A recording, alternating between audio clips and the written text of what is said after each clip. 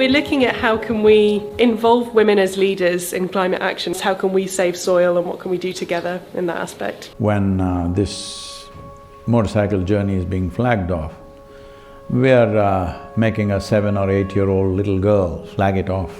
Unfortunately, adults have come to this place where if I see him, I will see what country he belongs to, what race is he, what religion is he, what caste is he, what creed is he, all this nonsense.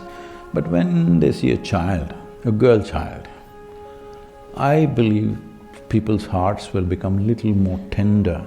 So, it's very important women take it up because their concern for future generation is much more than the masculine concern. If you want to say, I love you to your child, you must just say save soil, because it is a more committed way of saying I love you.